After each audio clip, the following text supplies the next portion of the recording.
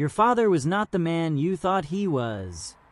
Those were the words my mother said to me, standing at the top of the basement stairs, her hand trembling as she held out a rusty key I had never seen before. My father had been dead for exactly 72 hours. His body was not even in the ground yet. And here was my mother, the woman who had been married to him for 23 years, telling me that everything I believed about my family was a lie. I stared at that key like it was a weapon. In a way, I suppose it was, because what it unlocked did not just reveal my father's secrets. It destroyed every memory I had of him, every bedtime story, every baseball game, every piece of advice he ever gave me about being an honest man. All of it turned to ash the moment I walked down those basement stairs and saw what he had been hiding for 2 decades. But I am getting ahead of myself. Let me start from the beginning. My name is Matthew Taylor. I just turned 20, and I thought becoming an adult meant freedom. Instead, it meant finally being old enough to protect the people who could not protect themselves. This is the story of how I discovered that my father had another family, 3 children who did not know he existed, a woman who thought he was going to leave us for her, and a mother who had known everything for 15 years and never said a word. I grew up in Ridgewood, New Jersey, in a white colonial house with green shutters and a wraparound porch that my father built with his own hands this summer before I was born. At least, that is what he always told me. He said he wanted his son to come home from the hospital to a house that was finished, complete, ready for a family. I believed that story for 20 years. Now I wonder if he built that porch so he would have somewhere to sit and think about the other family he was keeping 2 states away. Ridgewood is the kind of town that looks perfect from the outside. Tree-lined streets with old Victorian houses and newer colonials like ours, neatly maintained lawns, American flags hanging from porches on the 4th of July. The kind of town where neighbors know each other's names and wave when they drive past, where kids ride their bikes to the community pool in summer and build snowmen in front yards in winter. It is a town designed for families, built on the assumption that the people who live there are exactly what they appear to be. My family appeared to be ideal. My father, Richard Taylor, was tall and handsome, with graying hair at the temples that made him look distinguished. He had a firm handshake that he used on everyone, from business colleagues to the teenage clerk at the grocery store. My mother, Margaret, was elegant and composed, the kind of woman who always knew the right thing to say at dinner parties and PTA meetings. And I was their only child, Matthew, the golden boy, the straight-A student, the kid who made them proud at every opportunity. We looked like a photograph in a real estate brochure. The perfect American family in the perfect American town. Nobody suspected that behind our green shutters and wraparound porch, behind the Sunday dinners and Christmas cards and annual family portraits, there was a secret so enormous that it would take my father's death to reveal it. Looking back now, I can see the cracks, the small inconsistencies that should have told me something was wrong. The way my father would sometimes get phone calls and leave the room to answer them, speaking in hushed tones that stopped the moment anyone got close. The way he would come home from business trips with that particular look in his eyes, a mixture of guilt and relief that I mistook for exhaustion. The way my mother would watch him sometimes, when she thought no one was looking, with an expression that was not quite love and not quite hate, but something in between. But at the time, I noticed none of this. I was a kid, and then I was a teenager, and then I was a young man consumed by the business of growing up, college applications, and first girlfriends, and figuring out who I wanted to be. My parents' marriage was just background noise, the unchanging scenery of my life that I never thought to examine closely. My father was Richard Taylor, and to everyone in Ridgewood, he was the perfect husband and father. He coached my little league team for 6 years, from the time I was 7 until I was too old for the league. He knew every kid's name, every kid's batting average, every kid's favorite candy from the concession stand. After games, win or lose, he would take the whole team to the ice cream parlor on Oak Street and buy sundaes for everyone. The other parents loved him. They said he was the best coach the league had ever had. He showed up to every parent-teacher conference, every school play, every science fair where I stood nervously next to a volcano made of papier-mâché and baking soda. He wore the same suit to all of these events, a navy blue one that my mother had bought him for their 10th anniversary. He called it his dad uniform and said it was his way of showing respect for my accomplishments, even the small ones. He took me fishing every summer at Lake Hopatcong and taught me how to bait a hook without flinching, how to cast a line so it landed exactly where I wanted it, how to be patient and quiet while waiting for a fish to bite.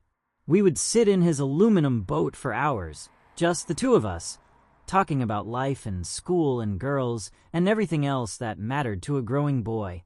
Those were the best conversations of my childhood.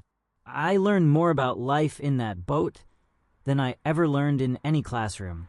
He worked as a sales director for a medical supply company called MedTech Solutions, which meant he traveled a lot, 3 or 4 days a week, sometimes more during busy seasons. Business trips to Philadelphia, to Baltimore, to Washington, D.C., to a dozen other cities up and down the East Coast. He always came home tired but happy, with stories about boring hotel rooms and bad airport food and difficult clients who were never satisfied. He would bring me souvenirs from his trips, a baseball cap from Baltimore, a snow globe from Washington with the Capitol building inside, a miniature Liberty Bell from Philadelphia that I kept on my dresser until I left for college. Each gift came with a story about his day, about the meetings he had attended, the deals he had closed, the challenges he had overcome. I hung on every word, proud to have a father who was so important, so successful, so dedicated to providing for our family. I never questioned it. Why would I? He was my dad. He was the guy who taught me to ride a bike in the driveway of our house, holding onto the back of my seat until I had enough speed, and then letting go, watching me wobble away toward independence. He was the guy who helped me with my college applications, staying up late to edit my essays, making sure every sentence was perfect. He was the guy who cried at my high school graduation and told me he was proud of the man I was becoming, his voice cracking on the word man, like he could not quite believe I had grown up so fast. How could I have known that while he was telling me to always be honest, to never lie, to treat women with respect, he was doing the exact opposite?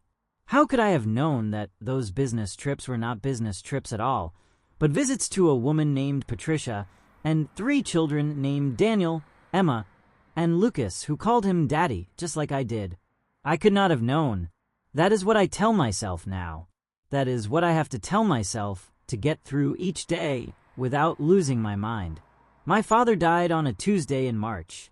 Heart attack, the doctors said. Massive.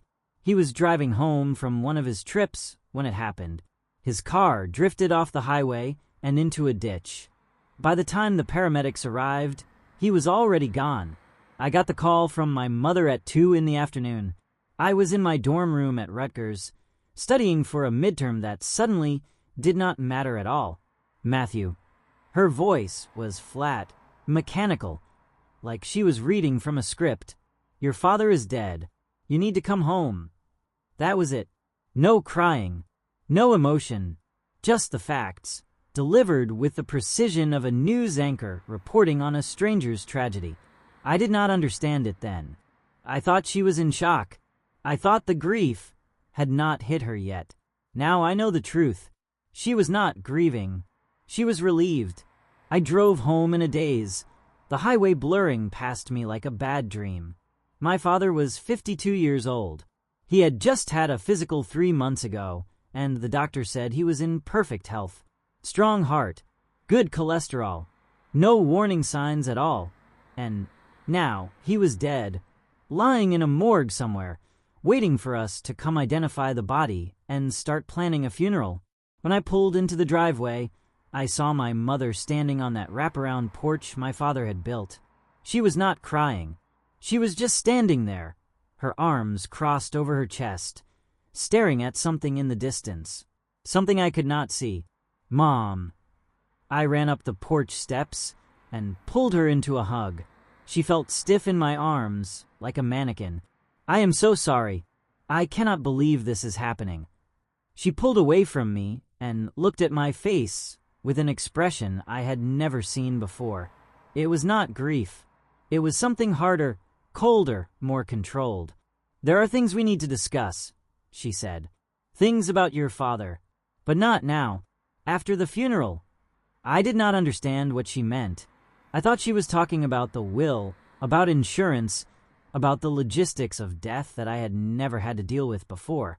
I had no idea that she was talking about the key, the basement, the 20 years of lies that were about to come crashing down on my head.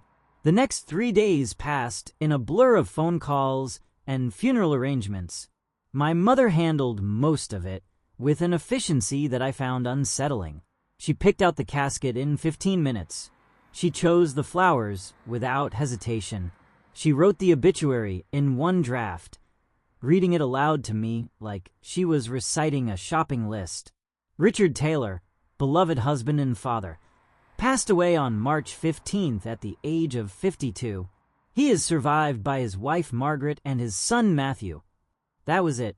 No mention of his parents, who had died years ago. No mention of his brother, who he had not spoken to in over a decade. Just us, his family, the only family I thought he had. The funeral was held on a gray Saturday morning at the Presbyterian church where my parents had been married 23 years before. The pews were packed with people from town, with my father's co-workers, with neighbors and friends who had known him for years.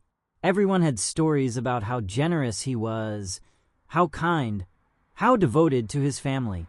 I sat in the front row next to my mother and listened to these stories and felt a strange disconnection, like I was watching a movie about someone else's life. And then I saw her. She was standing at the back of the church, near the exit, like she was ready to run at any moment. A woman I had never seen before, probably in her mid-40s, with dark hair and red-rimmed eyes.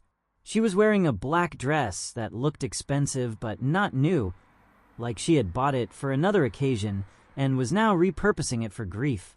And on either side of her stood 2 teenagers, a boy and a girl, both of them crying silently into tissues. I nudged my mother. "Who are those people?" She did not turn around to look. She did not have to. "No one," she said, her voice barely a whisper. "Just pay attention to the service." But I could not stop looking at them. There was something about the boy, the way he held himself, the shape of his jaw. He looked familiar in a way I could not quite place. It was like looking at a photograph of someone you know you have met, but cannot remember where. After the service, I tried to find them. I pushed through the crowd of mourners, past the handshakes and the hugs and the whispered condolences, but by the time I reached the back of the church, they were gone. I stepped outside and scanned the parking lot, but there was no sign of them. It was like they had vanished into thin air. My mother appeared beside me, looking for something. "Those people," I said, "the woman with the teenagers. Who were they?" She took my arm and steered me back toward the church. "Nobody important. Friends of your father's from work. Probably. You know how many people he knew." But there was something in her voice, a tightness, a strain, that told me she was lying. I just did not know why yet. The reception was held at our house, in the living room that my father had painted himself every 5 years, because he said a man should take care of his own home. People came and went, dropping off casseroles and flowers and cards with checks inside. I shook hands until my fingers were numb. I accepted condolences until the words lost all meaning. And through it all, I kept thinking about that woman and those teenagers and the way the boy had looked so much like someone I could not quite remember. By 6 o'clock, the house was empty. The caterers had cleaned up. The flowers had been arranged in the living room. And my mother was sitting at the kitchen table, staring at a key in her hand. It was old and rusty, the kind of key that looked like it belonged to a different century. The handle was ornate, almost Victorian, and there was a small tag attached to it with a piece of faded string. The tag was blank. "What is that?" I asked. My mother looked up at me, and for the first time since my father died, I saw something like emotion in her eyes. It was not grief. It was fear. "Sit down, Matthew." I sat. She took a deep breath and placed the key on the table between us. "This key opens the door to the basement." "The basement!" I almost laughed. "Mom, the basement has been locked my entire life. Dad always said it was because the foundation was unstable. He said it was dangerous. Your father said a lot of things that were not true." The room seemed to tilt slightly. I gripped the edge of the table. "What are you talking about?" My mother closed her eyes for a moment, like she was gathering strength. When she opened them again, her gaze was steady, resolved. "Your father kept secrets, Matthew. Secrets that I discovered 15 years ago. Secrets that I have been carrying alone ever since. And now that he is gone, I think it is time you knew the truth." She slid the key across the table toward me. "Go down to the basement, look at what is there, and then come back up, and I will answer whatever questions you have." I picked up the key. It was heavier than it looked. "Why did you not tell me before? Why did you let him lie to me for 20 years? "Because I loved him." She said it simply, without drama or self-pity. "I loved him, and I was afraid of what the truth would do to you, to us, to our family." She laughed bitterly. "What was left of it, anyway?" I stood up from the table, the key clutched in my fist. "And those people at the funeral, the woman with the teenagers." My mother did not answer. She just looked at me with those steady, fear-filled eyes. "Go to the basement, Matthew. You will understand everything soon enough." The door to the basement was in the hallway near the back of the house, behind a grandfather clock that had belonged to my great-grandmother. I had walked past it 1,000 times without thinking about it. The door was always closed, always locked, and I had accepted my father's explanation without question. Unstable foundation. Dangerous. Nothing down there but old boxes and spiders. I put the key in the lock and turned it. The mechanism was stiff, resistant, like it had not been opened in years, which I realized was probably true. When was the last time anyone had gone down there? When was the last time my father had descended these stairs to look at what he had hidden? The door swung open with a creak that sounded like something out of a horror movie. Beyond it was darkness, and a smell that was musty and old but not unpleasant. I felt along the wall for a light switch and found one. When I flipped it, a single bulb illuminated a wooden staircase descending into the earth. I took a breath and started down. The basement was smaller than I expected, maybe 20 feet by 20 feet, with low ceilings and concrete walls. It was not the abandoned storage space I had imagined. It was organized, deliberate, almost like an office. There was a desk against one wall, an old wooden filing cabinet next to it, and a cork board covered with photographs and papers.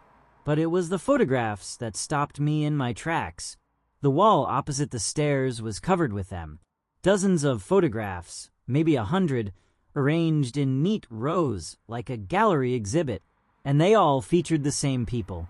A woman, a boy, a girl, and another boy, younger than the other two. I stepped closer, my heart pounding so hard I could hear it in my ears. The woman in the photographs was the woman from the funeral, the one with the dark hair and the expensive black dress. In these pictures she looked younger, happier.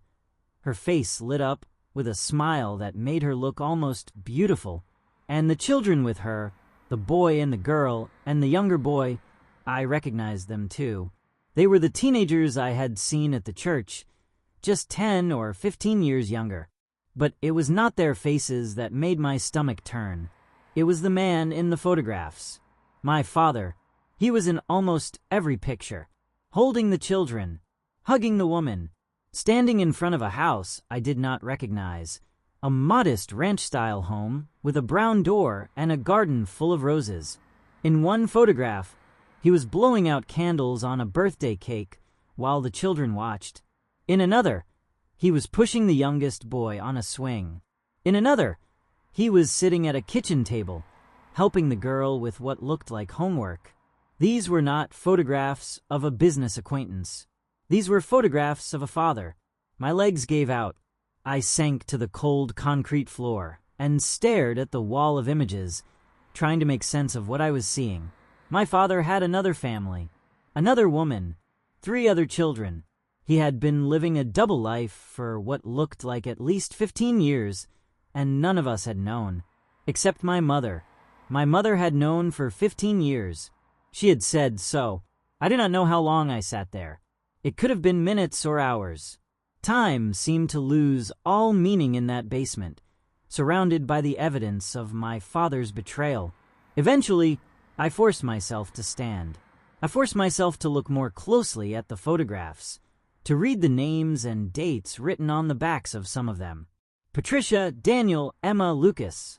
Those were the names.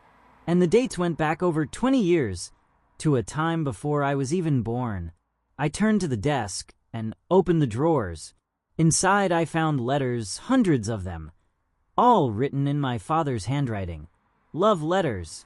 Letters to Patricia, the woman in the photographs, telling her how much he missed her, how much he wished he could be with her all the time. Letters apologizing for having to leave, for having to go back to the other family in New Jersey. The other family. That was us. That was me and my mother. We were the other family. I found bank statements showing regular deposits into an account in Patricia's name. I found school report cards for Daniel, Emma, and Lucas, with my father's signature at the bottom. I found birthday cards from the children, addressed to Daddy, thanking him for gifts and visits and all the love he gave them. And I found a photograph that broke something inside me. It was a family portrait, the kind you get taken at a department store. Patricia was sitting in the center, wearing a blue dress and a pearl necklace. The 3 children were arranged around her, all of them smiling for the camera. And standing behind them, his hands on Patricia's shoulders, was my father. He was wearing the same suit he wore to my high school graduation. I do not remember climbing the stairs. I do not remember walking back to the kitchen. The next thing I knew, I was standing in front of my mother, the photograph clutched in my shaking hand. 15 years, I said. My voice did not sound like my own. You knew about this for 15 years, and you never told me. My mother looked at the photograph, then back at my face. Sit down, Matthew.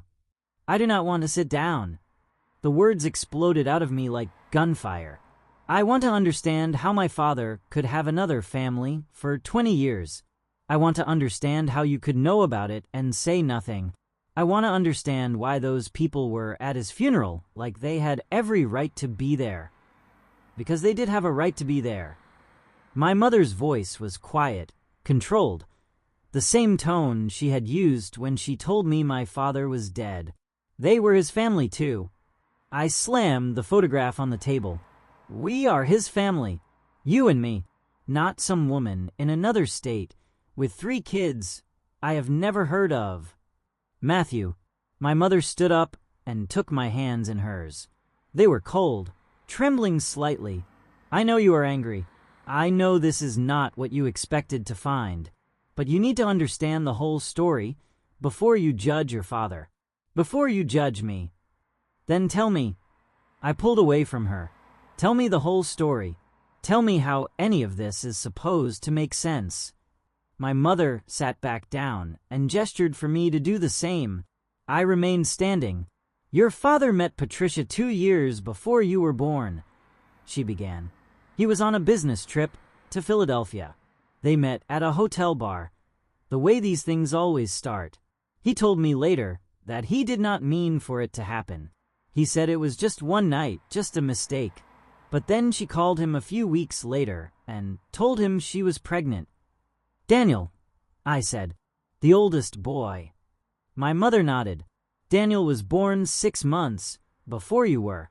For a while, your father tried to be a father to both of you. He would tell me he was traveling for work, and he would go to Philadelphia to see Daniel, to see Patricia. He told himself it was just about being responsible, about taking care of his child.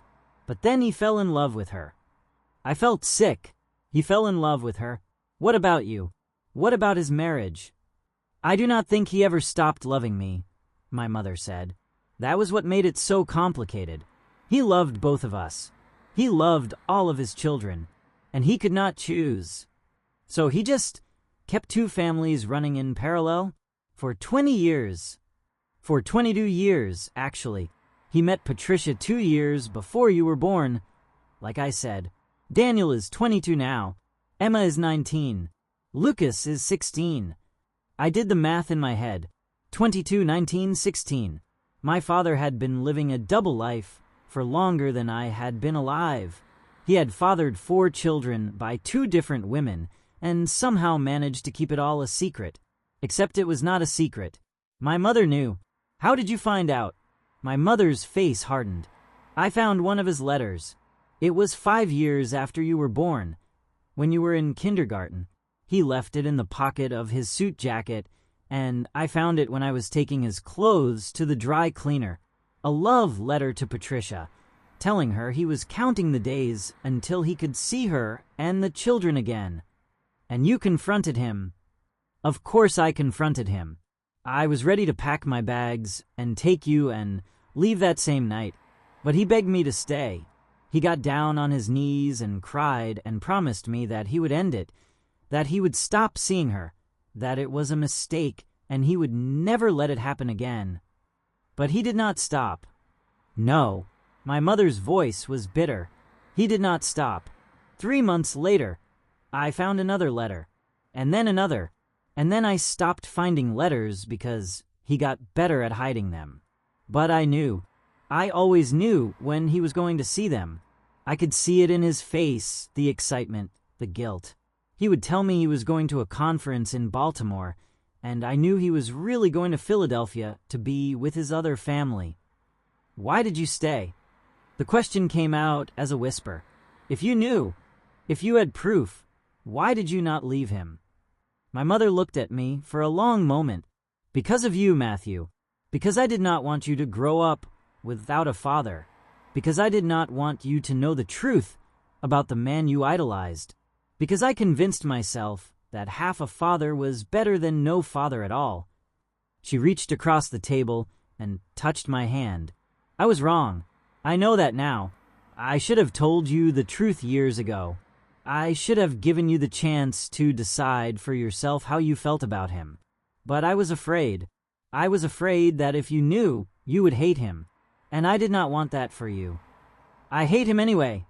The words came out before I could stop them. I hate him for lying to me. I hate him for making me believe he was something he was not. And I hate you for helping him. My mother did not flinch. I know. I expected that. And I do not blame you. We sat in silence for what felt like hours. The photograph of my father's other family lay on the table between us, a permanent reminder of everything I had lost. My father was not just dead. He was a stranger. The man I had loved and admired my entire life was a fiction, a character he had created to make me believe in something that did not exist. "Those people at the funeral," I finally said. "Patricia and her children. They came to say goodbye to him. They had as much right to be there as we did. More, maybe. At least they knew who he really was. They did not know about us." My mother shook her head. He kept both lives completely separate. To them, he was Richard Taylor, single father, devoted partner. He told Patricia that he traveled for work and could not be with her all the time. The same story he told us, just reversed. So those kids, my half-siblings, they think he was just their father? They do not know I exist. They did not until the funeral. Patricia recognized me. We had never met before, but she had seen photographs. Your father kept some in Philadelphia too, just like he kept photographs of them here. She figured it out during the service. That is why she left so quickly. She did not want to cause a scene. I thought about the boy I had seen, the one with my father's jaw, my father's way of holding himself. My half-brother. I had a half-brother who was 2 years older than me. And until 3 days ago, neither of us knew the other existed. What happens now? I asked. My mother took a deep breath. That is up to you. Patricia and I have been in contact. She is struggling, just like we are. She loved your father too. She thought they were going to have a life together. He had promised her that once Lucas finished high school, he was going to leave me and move to Philadelphia permanently. He was going to leave us. He said a lot of things he never followed through on. But yes, that was the plan. At least, the plan he told her about. I stood up and walked to the window. Outside, the sun was setting, painting the sky in shades of orange and red. It was beautiful, the kind of sunset my father would have paused to admire. He always said there was beauty in the world if you knew where to look. What else had he lied about? I want to meet them, I said. Patricia and the kids. I want to hear their side of the story. My mother was quiet for a moment. Are you sure that is a good idea? No, but I need to do it anyway. I need to understand who my father really was, not the version he showed us, and not the version he showed them. The real person underneath all the lies. There might not be a real person underneath, my mother said. He might have been nothing but lies all the way down. Then I need to know that too. The first time I spoke to Patricia was 3 days after the funeral. I found her number in my father's phone, which my mother had kept in a drawer in her bedroom. He had her listed under a fake name, Peter Walsh, but the Philadelphia area code gave her away. She answered on the third ring. Richard. Her voice was hopeful, then confused. This is not Richard's number anymore. Who is this? My name is Matthew Taylor, I said. Richard's son. There was a long pause. When she spoke again, her voice was guarded, uncertain. His son from New Jersey? Yes. I found your number in his phone. I was hoping we could talk. Another pause. In the background, I could hear voices, the sounds of a household going about its day. Her household. The family my father had built without me. I am not sure that is a good idea, Matthew. This situation is complicated. I know. I found the basement. I saw the photographs. My mother told me everything. Patricia exhaled slowly. She knew. All this time, she knew. For 15 years. She found out when I was 5. He told me she did not know. He said he was waiting for the right time to tell her that he needed to prepare her.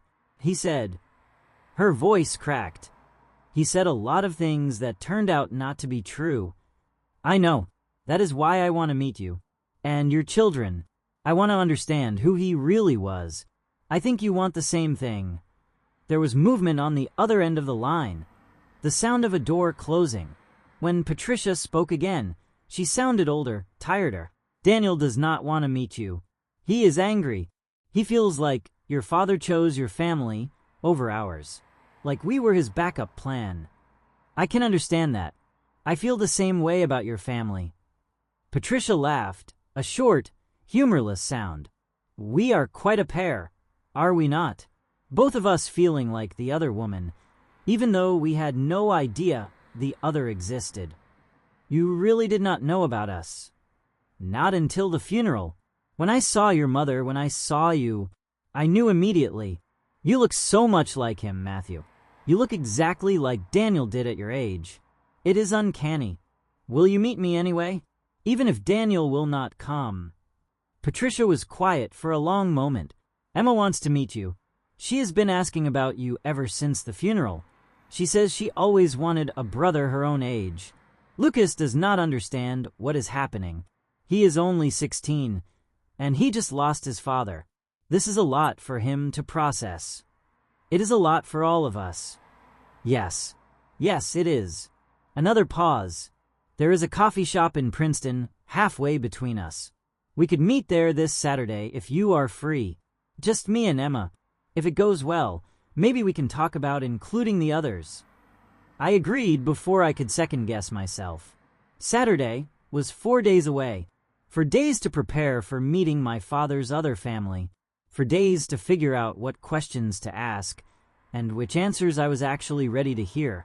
My mother was not happy about my decision. She thought I was opening wounds that were better left closed, digging into a past that could only cause more pain. But she did not try to stop me. "You are 20 years old," she said. "You are an adult now. You get to make your own mistakes." "Is that what you think this is? A mistake?" She looked at me with an expression I could not quite read. "I think you are looking for something that does not exist. You want to find the real Richard Taylor, the truth underneath all the lies. But what if there is no truth? What if he was just a man who wanted 2 lives and managed to have them? What if that is all there is? Then at least I will know. At least I will not spend the rest of my life wondering." My mother touched my cheek, a gesture so unexpected that I almost flinched. "You are a better person than he was, Matthew. Whatever you find out, whatever you learn about your father, remember that. You are better than him." I drove to Princeton on Saturday morning with my hands gripping the steering wheel so hard my knuckles turned white. The coffee shop was called the Bent Spoon, a small place with exposed brick walls and mismatched furniture. I arrived 15 minutes early and ordered a coffee I knew I would not be able to drink. They walked in at exactly 11 o'clock. Patricia looked the same as she had at the funeral, elegant and tired, but she was smiling now, a nervous smile that did not quite reach her eyes. And beside her was Emma, my half-sister, a girl of 19 with dark hair like her mother's and my father's eyes. My eyes. We stood there for a moment, just looking at each other. Then Emma stepped forward and hugged me. "I always wanted a brother," she said, her voice muffled against my shoulder. "I know this is weird and I know we are strangers, but I always wanted a brother." I hugged her back. This girl I had never met, this sister I had never known existed. She smelled like vanilla and something floral, like she had put on perfume for the occasion. I wondered if she had spent as much time getting ready for this meeting as I had. "This is surreal," Patricia said, watching us. "Seeing you two together. You could be twins." "We are not," I said. "I am a year younger." "I know, but still, the resemblance is remarkable." We sat down at a table by the window, the 3 of us, this awkward new family formed by tragedy and lies. For a few minutes, nobody spoke. Then Emma laughed. "This is the most uncomfortable coffee date I have ever been on." "It is not a date," I said automatically. And then I laughed too, because the absurdity of the situation had finally hit me. I was sitting in a coffee shop with my dead father's secret mistress and the sister I never knew I had, trying to figure out how to have a conversation about the man who had lied to all of us for 20 years. "I do not know where to start," I admitted. "I have so many questions, but I do not know which ones to ask first." Patricia leaned forward. "Ask whatever you want. I will answer honestly. After all the lies your father told, I think we owe each other the truth." So I asked. I asked about how they met, about what their relationship had been like, about whether she had ever suspected that he had another family. I asked about Daniel and Lucas, about why they had not come today, about what they thought of me. I asked about the photographs in the basement, about the letters, about all the evidence of a life I never knew my father had. And Patricia answered. She told me about meeting my father at that hotel bar in Philadelphia, about falling in love with him even though she knew he was married. She told me about the pregnancies, about raising 3 children with a father who was only there part of the time. She told me about the promises he had made, the future he had painted, the life they were supposed to have together once Lucas graduated high school. He said he was going to leave her, Patricia said, and there was no bitterness in her voice, just a kind of exhausted acceptance. He said it every year for 20 years. I stopped believing him around year 10, but I kept hoping anyway. That is what love does to you. It makes you believe in impossible things. Did you ever think about leaving him? Many times. But by then I had 3 children who loved their father, who needed their father. How could I take that away from them, just because I was tired of being second choice? You were not second choice, Emma said. Mom, you were never second choice. He loved us. You know he did. Patricia smiled sadly. He loved all of us, sweetheart. That was the problem. He loved too many people, and he did not know how to choose. So he chose not to choose. He just kept living both lives, hoping neither one would fall apart. Until it did, I said. Until he died and left all of us to pick up the pieces. We talked for 3 hours. By the time we left the bent spoon, I felt like I knew more about my father than I had learned in 20 years of living with him. Patricia showed me photographs on her phone, pictures of birthdays and holidays and ordinary days that looked just like the ones in our family albums. Emma told me stories about growing up with a part-time father, about the explanations he gave for why he could not be there all the time, about the gifts he brought to make up for his absences. It was strange hearing these stories, because so many of them were familiar. The gifts, the explanations, the promises that things would be different soon. He had used the same script with both families, the same techniques, the same lies. We had all been living the same life without knowing it. Before we parted ways, Patricia gave me a letter. It was sealed in a white envelope with my name written on the front in my father's handwriting. I found this in his desk after he died, she said. It is addressed to you. I do not know what it says. I did not open it. When did he write this? I do not know. It was not dated, but it looked like he had been carrying it around for a while. The envelope was worn at the edges. I took the letter and slipped it into my jacket pocket. Thank you, Matthew. Patricia put her hand on my arm. I know this is hard. I know you are angry at your father, and you have every right to be, but try to remember that he loved you. Whatever else he did, whatever lies he told, he loved you. I could see it in his face every time he talked about you. He talked about me all the time. He was so proud of you. He said you were the best thing he had ever done. I did not know how to respond to that. How could I reconcile those words with everything else I had learned?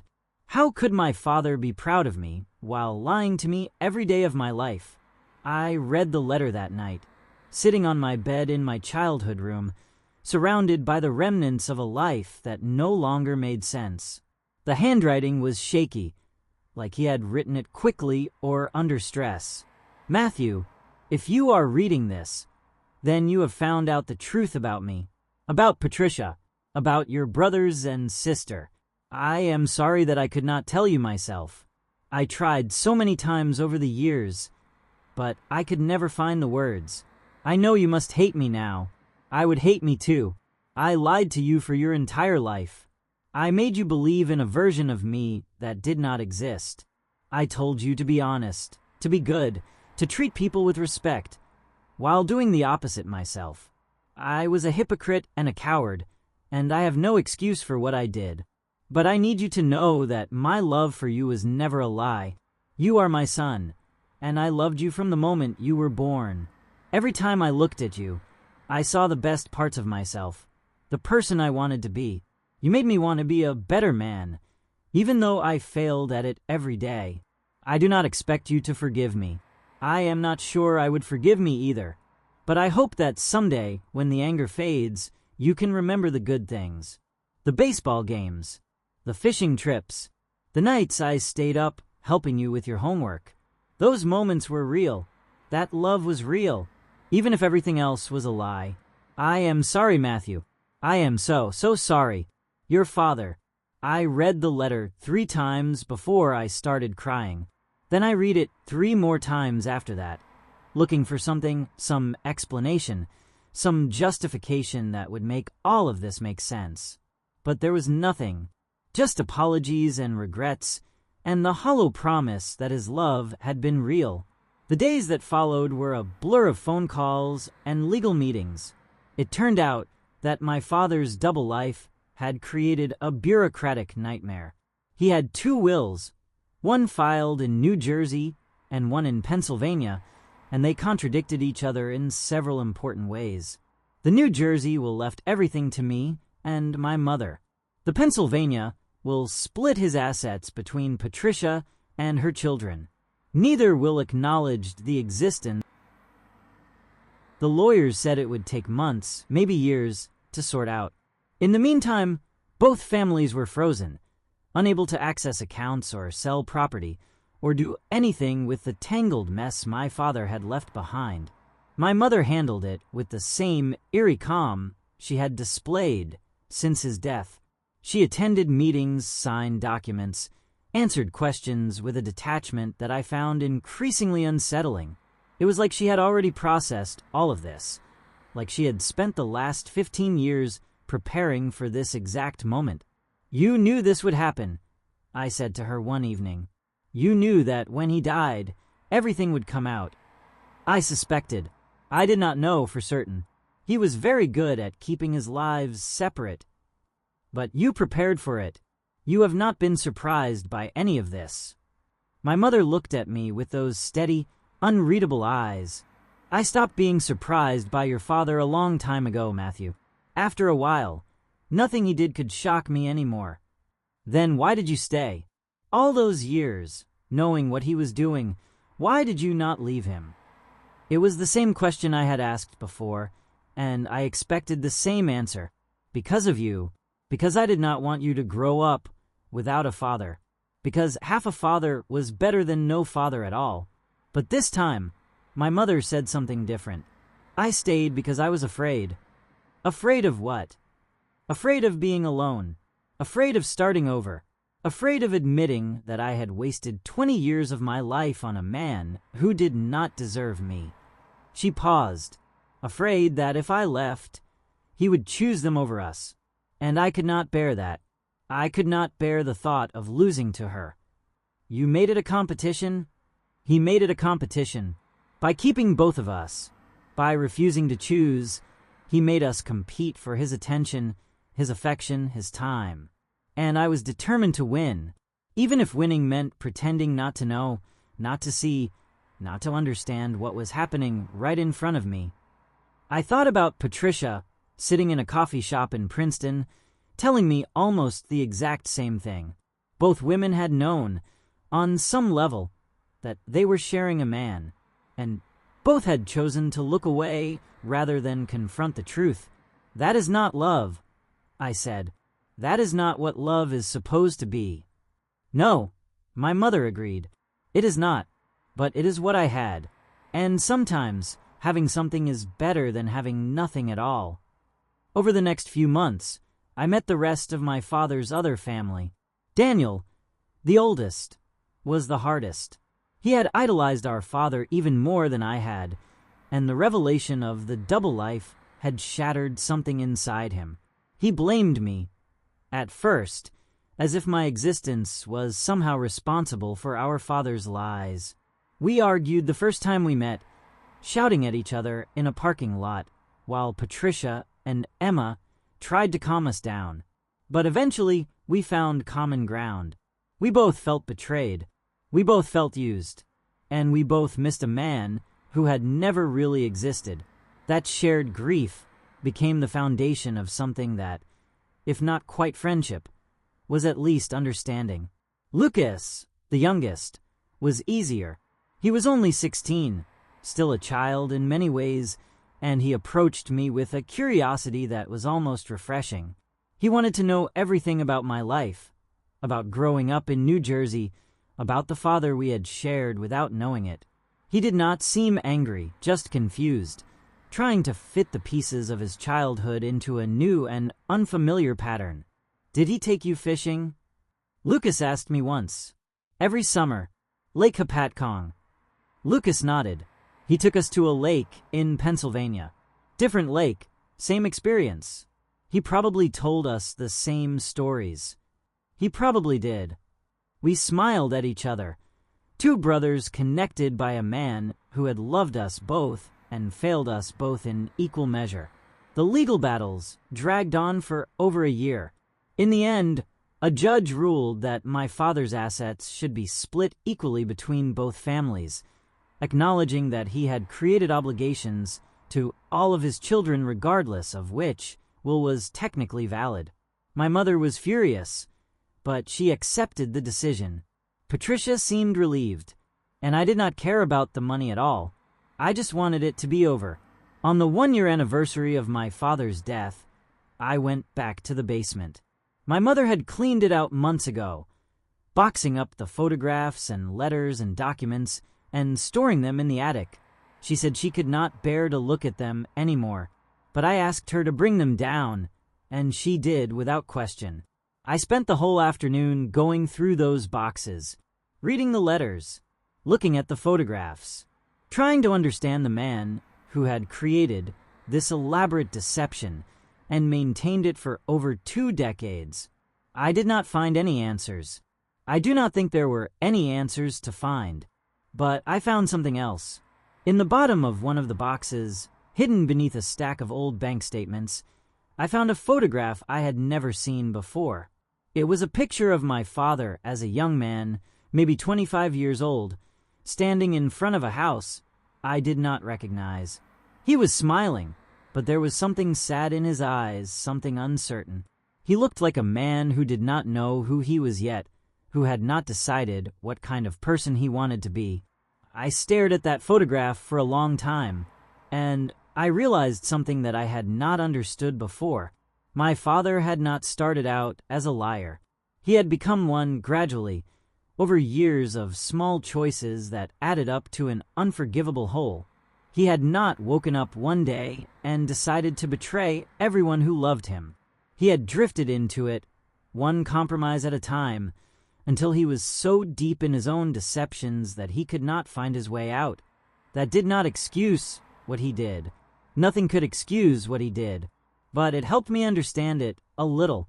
It helped me see him not as a monster, but as a deeply flawed human being who had made terrible decisions and hurt the people who trusted him most. Today, 2 years after my father's death, I am 22 years old. I have graduated from college.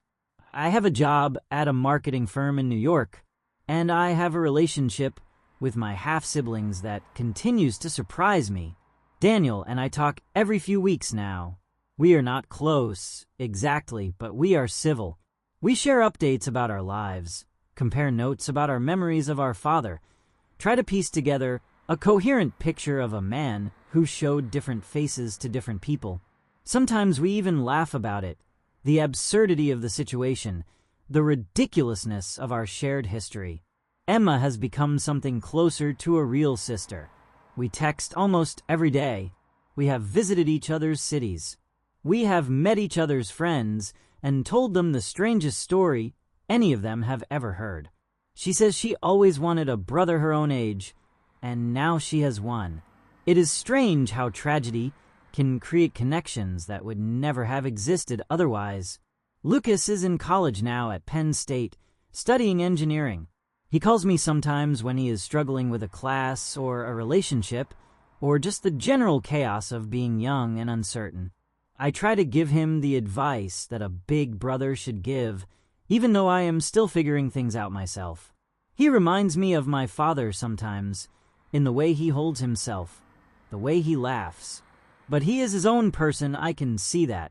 He is making his own choices. He is not repeating the mistakes of the past. Patricia and my mother have never become friends, but they have reached a kind of truce. They exchange Christmas cards. They coordinated on the anniversary of my father's death, each attending a separate memorial service on opposite sides of the state. They have both moved on, in their own ways, to lives that do not revolve around a man who is no longer there. And me, I am still processing. I still have dreams sometimes where my father is alive, where he never died, where the basement was never opened, and the secrets were never revealed. In those dreams, he is the man I thought he was, the perfect father, the honest man, the role model I tried to emulate for 20 years. And then I wake up, and I remember the truth, and I have to start all over again. But I am learning to live with it. I am learning that people are complicated, that love is complicated, that the stories we tell about ourselves are never the whole truth. My father was a liar and a cheat. He was also a man who loved his children, who built porches and coached Little League and cried at graduations. He was both of those things at once, and no amount of wishing will change that. I keep his letter in a drawer by my bed. I do not read it anymore, but I cannot bring myself to throw it away. It is the last thing he ever wrote to me, the closest thing I will ever get to an explanation. And even though it does not explain anything, even though it does not make any of this okay, it is still his voice, his words, his final attempt to reach across the lies and connect with the son he claimed to love. Sometimes I wonder what would have happened if he had lived, if he had been the one to tell me the truth instead of leaving it for my mother and a locked door in the basement. Would I have been able to forgive him? Would we have found a way to build a relationship based on honesty instead of lies? I do not know. I will never know. That is one of the many things his death stole from me. The chance to have that conversation, to hear his side of the story from his own lips.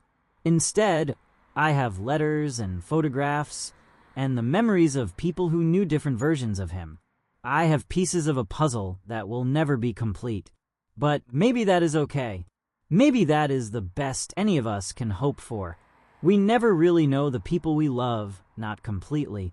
We see what they choose to show us, and we fill in the rest with our own hopes and fears and expectations. My father showed me one version of himself, and I believed it because I wanted to believe it, because believing felt better than doubting. I do not believe anymore. I question everything now, even the things that seem most certain. But I do not think that is a bad thing. I think it is a way of protecting myself, of making sure I never end up like him, trapped in a web of my own lies with no way out, because that is the lesson I took from all of this. Not that love is dangerous, or that trust is foolish, or that people will always disappoint you. The lesson is simpler than that. The lesson is that every choice matters. Every small decision, every compromise, every moment where you choose convenience over honesty adds up, and eventually, if you are not careful, you become someone you never meant to be. My father made choices that seemed small at the time. One night with a woman who was not his wife. One child he could not walk away from. One lie to protect his marriage. Then another lie to protect his secret. Then 1,000 lies until lying was all he knew how to do. He did not set out to become a man with 2 families. He drifted into it, one choice at a time, until he was so lost that he could not find his way back. I refuse to drift. I refuse to make choices without thinking about where they lead. I refuse to become a man who looks at himself in the mirror and does not recognize what he sees. That is the gift my father gave me, in his own twisted way. By showing me who not to be, he taught me who I want to become. An honest man, a trustworthy man, a man who loves one person at a time and gives them everything he has, without reservations or secrets or locked doors in the basement. I am not that man yet. I am only 22. I am still figuring out who I am and what I want and how to get there. But I know what I am aiming for. I know what kind of life I want to build. And I know that every choice I make every day is a step in one direction or another. My father chose poorly. I intend to choose better. The house in Ridgewood sold last spring. My mother moved to a condo in Florida, close to her sister, far from the memories that haunted every room of that colonial house with the wraparound porch. She seems happier now, lighter, like a weight has been lifted that she carried for too long. I visit her sometimes, and we talk about things that are not my father. The weather, her book club, my job, the ordinary details of lives that are finally allowed to be ordinary. The basement is someone else's problem now. Maybe the new owners will open that door and find nothing but spiders and old boxes, the way my father always claimed. Maybe they will never know what secrets those walls once held. But I will know. I will always know. And I will carry that knowledge with me for the rest of my life. A reminder of how easily a man can lose himself, how quickly a family can fracture, how deep the wounds can run when trust is betrayed. Some days, the knowledge feels like a burden, a weight that I will never be able to put down. But other days, it feels like armor, protection against the temptations that derailed my father. A warning sign flashing in my mind whenever I am tempted to take the easy path, the dishonest path, the path that leads to locked doors and secret families and letters of apology that come too late. I am Matthew Taylor. I am 22 years old. And I am building a life that is nothing like my father's. A life of honesty and transparency and love that does not hide behind lies. A life where every door is open, every secret is shared, every person I love knows exactly who I am. It will not be easy. I know that. The temptation to take shortcuts, to tell small lies, to protect myself from difficult conversations will always be there. But every time I feel that temptation, I think about the basement. I think about the photographs on the wall. I think about the look on my mother's face when she handed me that rusty key. And I choose differently. I choose honesty, even when it hurts. I choose transparency, even when it is uncomfortable. I choose to be the man my father pretended to be, instead of the man he actually was. That is the only way I know to honor his memory while also condemning his actions. To take the lessons he taught me about integrity and character and being a good person and actually live by them. To be the son he claimed to be proud of, the man he said I had the potential to become. He was a liar until the end, but he was right about one thing. I am better than he was, and I intend to prove it every single day for the rest of my life. Thank you for listening to my story of growing up faster than I ever wanted to. I have left 2 more stories on your screen, both from young men who learned that sometimes becoming an adult does not happen at 18. It happens the moment your family needs you to be strong. Click on whichever one speaks to you. And if you want to join our community of people who understand what it is like to be forced to grow up overnight, that notification bell is waiting. Until tomorrow, remember, age is just a number, but courage defines who you really are.